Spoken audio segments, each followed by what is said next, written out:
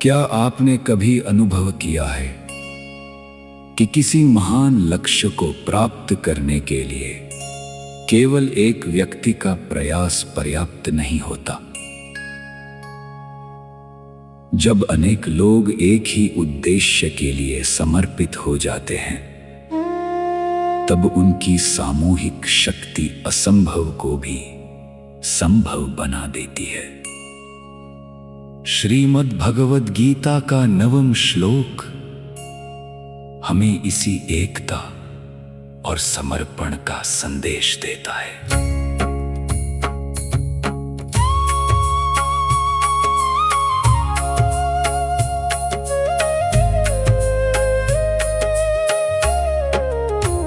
अष्टम श्लोक में दुर्योधन ने अपनी सेना के प्रमुख महारथियों का वर्णन किया था, और अब 9वें श्लोक में वह उन असंख्य योद्धाओं की बात करता है जो उसके लिए अपने प्राणों तक का त्याग करने को तैयार थे।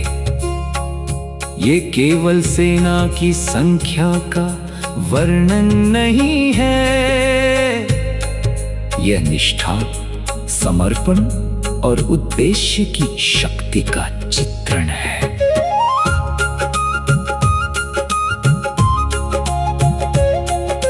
अन्ये च बहवः शूरा मदर्थे त्यक्तजीविता नानाशस्त्र प्रहरणा सर्वे युद्ध विशारदा। और अब 9वें श्लोक में वह उन असंख्य योद्धाओं की बात करता है जो उसके लिए अपने प्राणों तक का त्याग करने को तैयार थे।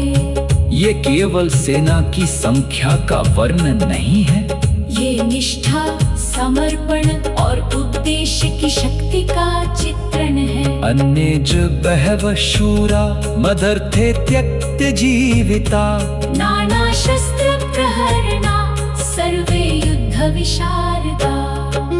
दुर्योधन कहता है, और भी अनेक वीर योद्धा हैं जो मेरे लिए अपने प्राणों का त्याग करने को तैयार हैं। वे सभी विभिन्न अस्त्र शस्त्रों से सुसज्जित और युद्ध कला में निपुण हैं। ये केवल वीरता का वर्णन नहीं है, यह समर्पण और निष्ठा की शक्ति को दर्शाता है। कल्पना कीजिए, विशाल कुरुक्षेत्र, चारों ओर लाखों योद्धा खड़े हैं। हर व्यक्ति अपने जीवन को दांव पर लगाने के लिए तैयार है। दुर्योधन अपने सैनिकों को देखकर गर्व महसूस कर रहा है। उसे विश्वास है कि उसकी सेना उसके लिए सब कुछ त्याग सकती है। लेकिन यहाँ एक गहरा प्रश्न भी छुपा है। क्या केवल किसी व्यक्ति के लिए प्राण देना ही महानता है, या फिर सत्य और धर्म के लिए खड़ा होना अधिक महत्वपूर्ण है? यही श्रीमद् भगवद गीता का गहरा संदेश है। समर्पण आवश्यक है, लेकिन समर्पण सही उद्देश्य के लिए होना चाहिए।